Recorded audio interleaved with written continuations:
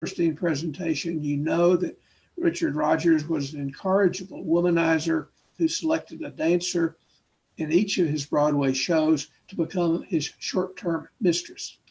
Oscar Hammerstein II and Irving Berlin were both happily married. Moreover, Irving Berlin's three best-known songs were patriotic, God Bless America, or inspired by Christian holidays, White Christmas, and the Easter Parade. Cole Porter, on the other hand, was widely known in the theatrical world to be actively homosexual, flamboyantly homosexual, even though he was happily married for 35 years to a woman who understood and accepted the situation. Cole Porter cavorted with numerous male lovers and included sexual references in the lyrics of many of his songs. Among his best known songs, in chronological order, are Let's Do It, Let's Fall in Love, What Is This Thing Called Love, You Do Something to Me, Night and Day, Anything Goes, I Get a Kick Out of You, Don't Fence Me In, Begin the Begin, Just One of Those Things, It's the Lovely, You'd Be So Easy to Love, I've Got You Under My Skin, In the Still of the Night, My Heart Belongs to Daddy, You'd Be So Nice to Come Home To, Always True to You, Darling, in My Fashion, Always True to You, Darling, in My Way, Too Darn Hot, Wunderbar, I Love Paris. Cole Porter's first name came from his maternal grandfather, J.O. Cole, who was reputed to be one of the richest men in Indiana. J.O. Cole and his wife lived in Peru, Indiana, 75 miles north of Indianapolis on the banks of the Wabash River. Cole Porter and his parents lived in the same town of Peru, Indiana. J.O. Cole, his grandfather, had a cruel streak and exercised total domination over the entire family, although Cole Porter's strong-willed mother on occasion defied her father.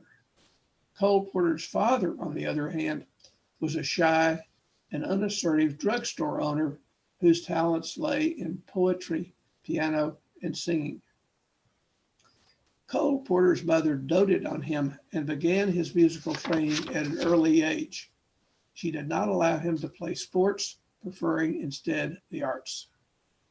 He learned the violin at age 6, the piano at age 8, and wrote his first operetta at 10 with his mother's help. She falsified his recorded birth year, changing it from 1891 to 1893 to make him appear even more precocious. He was shy and did not mix well with other children. His mother dressed him in fancy clothes. Despite the wishes of his tyrannical grandfather, who wanted him to stay home and learn how to manage the extensive Cole holdings, his mother sent him off to Wooster Academy in Massachusetts at the age of 14. The resulting quarrel between his mother and his grandfather resulted in their not speaking to each other for 2 years.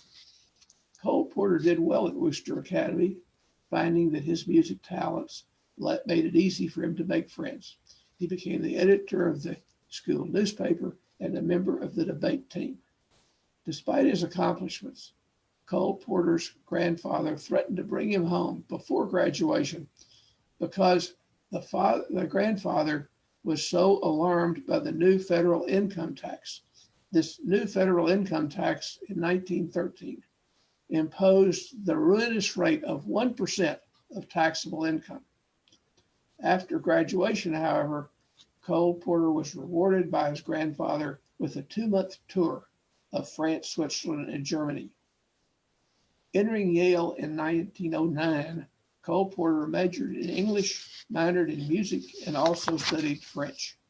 In his senior year, he was elected president of the Yale Glee Club and was its principal soloist. During his years at Yale, Cole Porter wrote 300 songs. He also enjoyed the vibrant nightlife of New York City. He would take the train there for dinner, theater, and a night on the town before returning to New Haven early in the morning.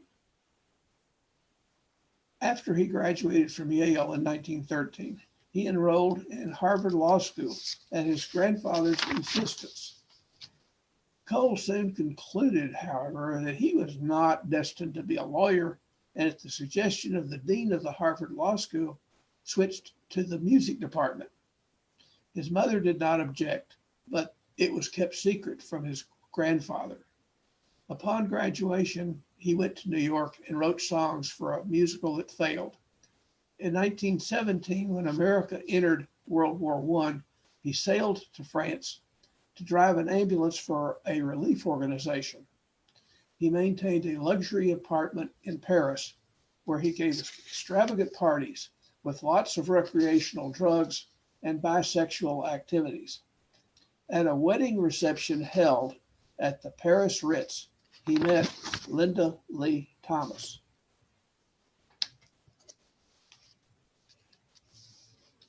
She was originally from Louisville, Kentucky, and was a descendant of the Lees from Virginia. According to many people, she was one of the most beautiful women in the world. Linda Lee Thomas had been married at the age of 18 to an enormously wealthy man, but he had been unfaithful and abusive to her. She got a $1 million divorce settlement. She was 8 years older than Cole Porter. After the armistice was declared in November of 1918, Cole Porter remained in Paris, and he soon became engaged to marry Linda Lee Thomas. He sailed home, however, to try to convince his grandfather to increase the annual income from his trust to more closely match that of his fiancée. His grandfather adamantly refused, pounding the desk and saying that he had always known no good would come from this musical nonsense. But his mother came to the rescue and provided the money. Back in Paris with additional funds, Cole Porter married Linda Lee Thomas in December of 1919. She was well aware of his homosexuality, but the marriage fit both of their needs. He needed heterosexual cover at a time when homosexuality was illegal in many parts of the world, including Great Britain. She, on the other hand, wanted just a loving spouse, and they were mutually devoted to one another, remaining married until she died in 1954. They stayed in Paris, living in a palatial home with platinum wallpaper and zebra skin rugs. For the next 9 years, he continued to write songs, but none of them were hits. He and Linda rented a huge palace on Venice's Grand Canal, where they spent much of their time entertaining visitors like Fanny Brice, Noel Coward, Richard Rodgers, and Lawrence Hart. In 1928, they returned to New York, where Cole Porter composed the music for a new Broadway show, having been recommended by his good friend Irving Berlin. The show was a hit, and its featured song, Let's Do It, remains popular today. This is Cole Porter performing.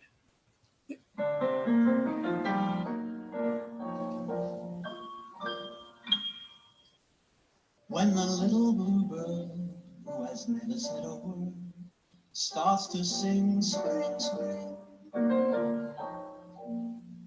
When the little bluebell in the bottom of the dell starts to ring, ding, ding. When the little blue clerk in the middle of his work starts a tune to the moon up above, it is nature, that's all, simply telling us to fall in love. And that's why birds do it, bees do it, even educated fleas do it. Let's do it, let's fall in love.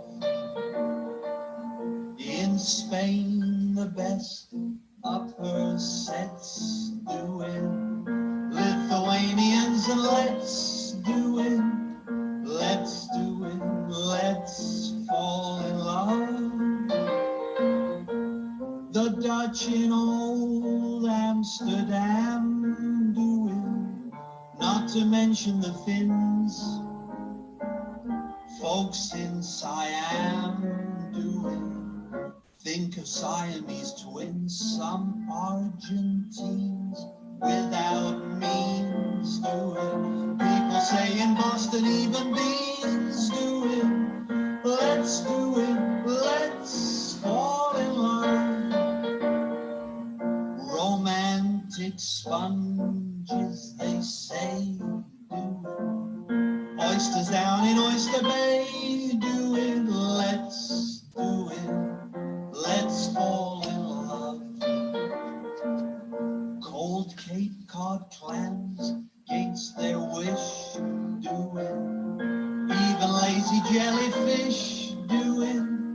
Let's do it, let's fall in love. Electric eels, I might add, do it, though it shocks them, I know. Why I ask if shad do it. Way to bring me shad roe in shallow shoals. English souls do it. Goldfish in the privacy of bowls do it. Let's do it. Let's fall in love.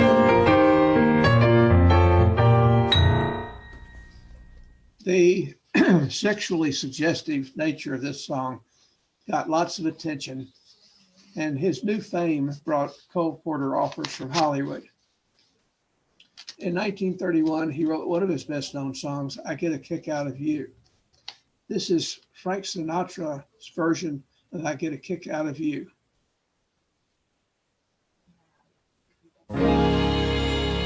My story is much too sad to be told, but practically everything leaves me totally cold. The only exception I know is the case when I'm out on a quiet spree, fighting vainly the old ennui. And I suddenly turn and see your fabulous face.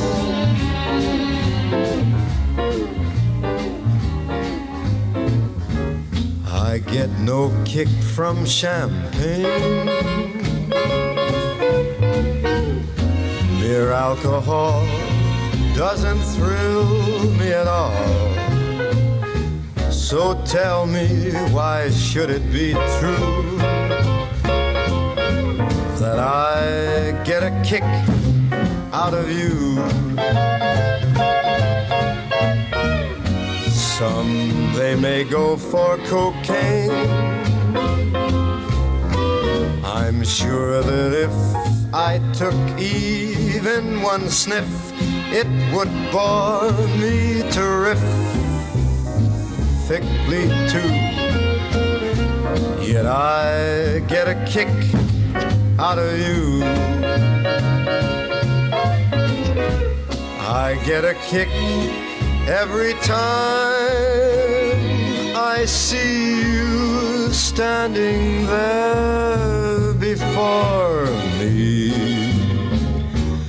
I get a kick, though it's clear to see you obviously do not adore me.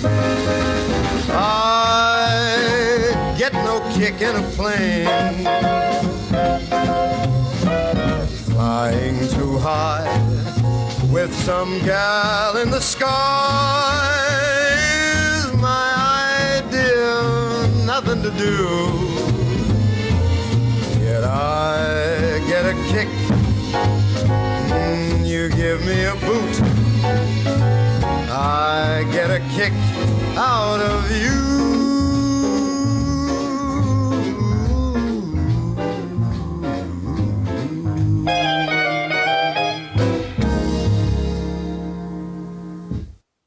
During the 1930s, in the midst of the Great Depression, Cole Porter's career skyrocketed. Several of his notable songs during this period, such as Night and Day, were written for his male lovers. This is Night and Day, Ray Charles.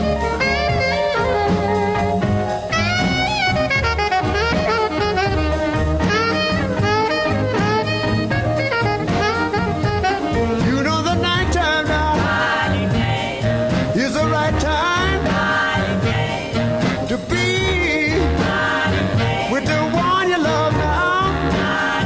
Say now, oh baby, well now come on baby now. I wanna be the one I love now. You know what I'm thinking of. I know the nighttime. Oh, it's the right time to be the one you love now. I say to be the one you love. You know my mother now, and I die now. And my father left me poor child to cry. Oh, baby, now. Well, now come on, baby, now. I want you to hold my hand, yeah, tight as you can. I know the nighttime. Oh, it's the right time to be the one you love now. You know what I'm thinking of. Oh, sing a song, Marty. Da-da-da-da. Da-da-da-da. Da-da-da-da.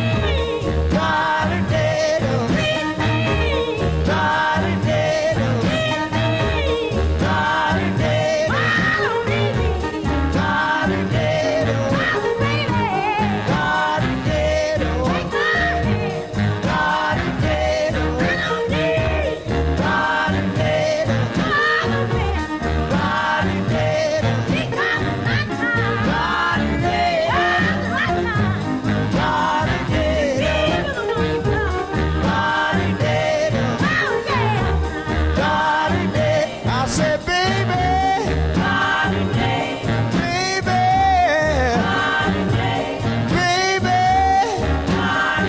oh, baby now, oh, come on, baby, you know I want you by my side, I want you to keep me satisfied now. I know that time now, every day is the right time, yeah, to be the one you love now. Well, it's all right, yeah, now. As time went on and Cole Porter became more and more successful, he pushed the envelope further in terms of the risque nature of his lyrics. One example of that, another example of that is the song Anything Goes that he wrote. Here is Cole Porter's version of Anything Goes.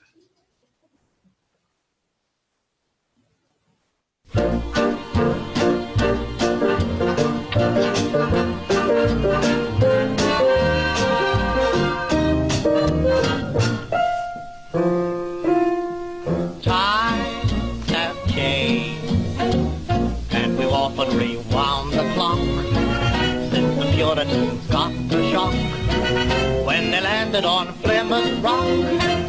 If today any shock they should try to stem, instead of landing on Plymouth Rock would land on them.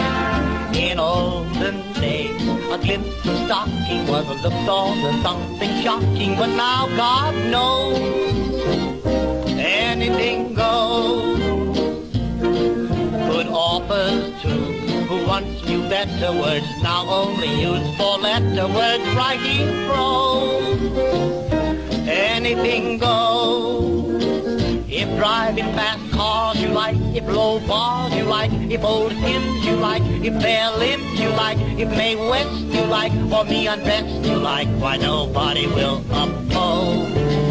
When every night the set that's smart is intruding at nudist parties in studio, anything goes. When Mrs. Ned McLean, God bless her, can get Russian red to yes, then I suppose anything goes. When Rockefeller still can hoard enough money to let Max Gordon produce his show, anything goes. The world has gone mad today, and good's bad today, and black's white today, and day's night today, and that gent today you gave a cent today once had several chateaus. When folks who still can ride in jitneys find out Vanderbilts and Whitneys lack baby clothes, anything goes. When Sam Goldwyn can, with great conviction, instruct Anna Sten in diction, then Anna shows anything goes. When you hear that Lady Mendel standing up, now does a handspring landing up on her toes, anything goes. Just think of those shots you got, and those knocks you got, and those blues you got from those news you got, and those pains you got in any pain you got from those little radios. So Mrs. R, with all her trimmings, can broadcast the bed from Simmons, 'cause Frank will know anything goes. This song is an excellent illustration of the timely nature of the lyrics that Cole Porter wrote. In 1935, he took a round-the-world cruise and got back and wrote my personal favorite song, Just One of Those Things. My favorite line in the song is "A trip to the moon on gossamer wings." The word gossamer, meaning translucent, was suggested to Cole Porter by one of his male lovers. In 1937, he wrote In the Still of the Night. In October of that year, he visited friends on Long Island and went horseback riding. His horse fell on him, crushing both legs. His doctor wanted to amputate his legs, but he refused. Over the next few years, he underwent dozens of surgeries and multiple hospitalizations. He was in constant excruciating pain for the rest of his life. Decades later, one of his legs had to be amputated. Nevertheless, he continued to write songs and spend most of his free time with numerous male lovers. One of his most popular songs, written in 1938, made Mary Martin into a star. This song, My Heart Belongs to Daddy, was also sung by Ella Fitzgerald, Julie London, and many others. This version is Julie London's My Heart Belongs to Daddy. There he is on crutches after his accident.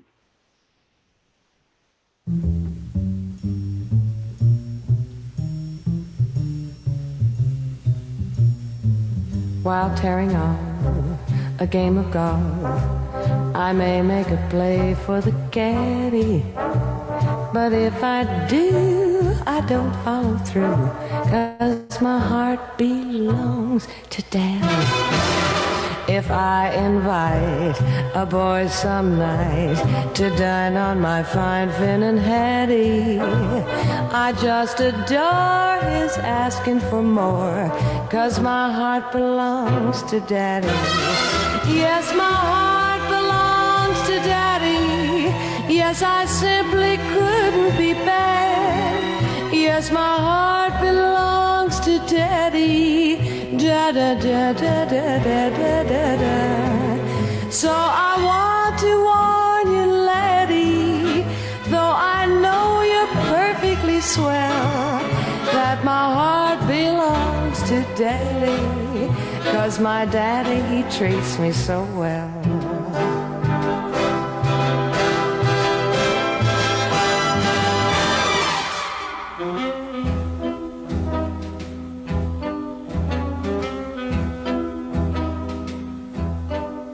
While tearing off a game of golf, I may make a play for the caddy, but if I do, I don't follow through, 'cause my heart belongs to daddy.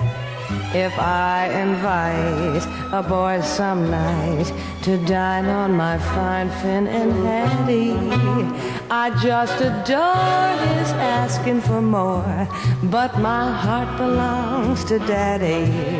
Yes, my heart belongs to daddy, and I simply couldn't be bad. Yes, my heart belongs to daddy. Da da da da da da da da da. So I want to warn you, laddie, though I know you're perfectly swell, that my heart belongs to daddy, and my daddy, he treats me so well.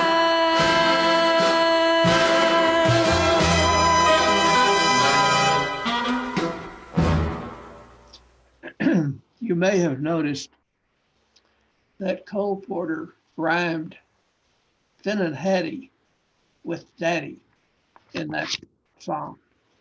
If you're curious, Finn and Hattie is smoked haddock, a fish served with onions, popular in Scotland. According to the most recent biography of Cole Porter, he used the fish reference as a sexual double entendre. But Mary Martin, who sang the song, was so naive that Sophie Tucker had to explain the meaning to her. In 1940, his musical DuBarry Was a Lady arrived on Broadway, starring his favorite leading lady, Ethel Merman. The musical was considered to be quite risque at the time, but today it might get a PG rating. One of its songs, But in the Morning No, could not be played on the radio. From 1939 to 1944, despite his constant pain, Cole Porter wrote the scores of 5 films and had 5 Broadway hit shows, each of which ran for over 400 performances. A motion picture was produced entitled Night and Day, very loosely based on the life of Cole Porter, and released in 1946. In the film, Cole Porter was played by Cary Grant. Of course, Cole Porter's homosexuality was never mentioned. In fact, the Hollywood Censorship Office required the deletion of the phrase 4-letter words, as well as the words gigolo, hell, and cocaine. As ludicrous as it sounds now, the phrase led astray had to go as well. But you may recall that before 1961, a Hollywood movie could not show a husband and wife wearing pajamas if they were sleeping in a double bed. They had to be depicted in twin beds. From the mid-1930s to the late 1940s, Cole Porter's career went downhill due to his reduced output because of his injury to his legs and a series of flops. However, early in 1948, he began working on the score of the musical that many critics today believe to be his greatest achievement. A young producer had the idea of using a modern version of Shakespeare's Taming of the Shrew as the basis of a musical comedy. He presented the idea to Thornton Wilder, who immediately turned it down. The producer was reluctant to present it to Cole Porter because he thought that Cole Porter was washed up. Eventually, the producer did present the idea to Porter, who turned it down. When it was presented to him a second time, Cole Porter turned it down again. It was presented to him for a third time, and he finally agreed to give it a try. After many false starts and with great difficulty in raising money to finance the project, he was able to write all the songs, despite being in constant agony from abscesses and ulcers in his legs. At the Philadelphia tryout, critics and experts panned the show. When it arrived on Broadway in 1949, the Shubert Organization, which owned many theaters, did not expect it to succeed and assigned it to a poorly located theater near Central Park. But the opening night audience loved it, and New York newspapers gave it a grave review, calling it perhaps Cole Porter's best work to date. The title of the musical was, of course, Kiss Me, Kate. Sadly, however, the rest of Cole Porter's life was one tragedy after another. He found it difficult to enjoy his crowning success with Kiss Me, Kate, because his wife's Linda, which had been precarious for many years, her health took a severe downturn. She had emphysema. In the early 1950s, Cole Porter began to suffer from depression and delusions requiring electrical shock therapy. Just as Cole Porter's career seemed to have reached its end, two producers approached him with the idea of a musical based on the Paris scenes painted by the artist Toulouse-Lautrec in the 1890s. The title of the show was the name of the scandalous dance craze then sweeping Paris, Can Can. The classic song was I Love Paris. Interestingly enough, that song was written even though the producers had told Cole Porter not to write a song about Paris because the subject had already been exhausted. This is the song I Love Paris by Frank Sinatra.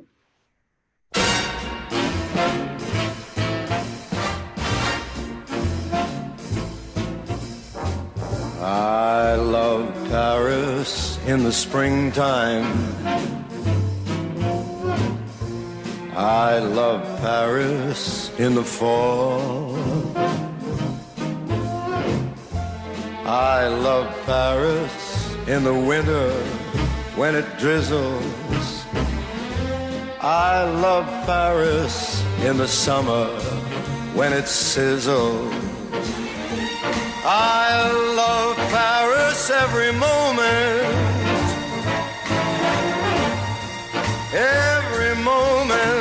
of the year. I love Paris. Why do I love Paris? Because my love is here. I love Paris every moment.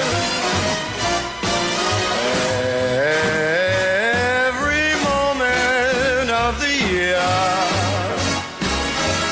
I love Paris. Why, oh, why do I love Paris? Because my love is here. She's there. She's everywhere. But she's really here.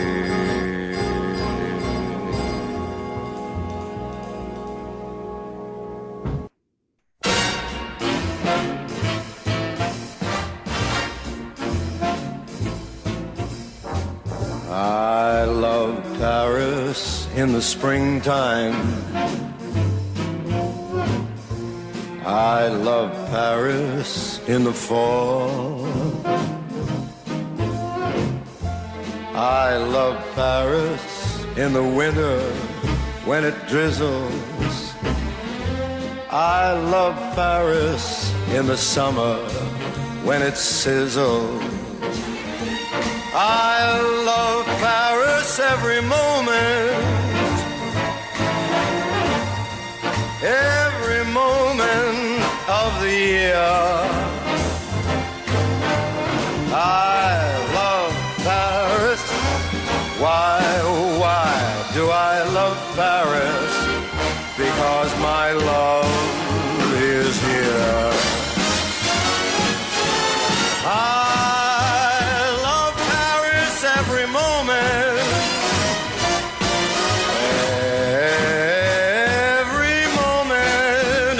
here. I love Paris.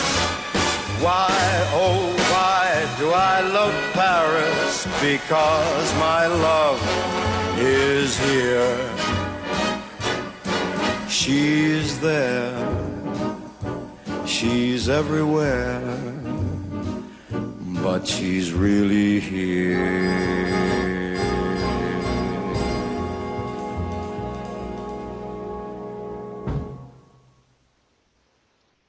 The musical Can got lukewarm reviews from the New York critics, but audiences loved it.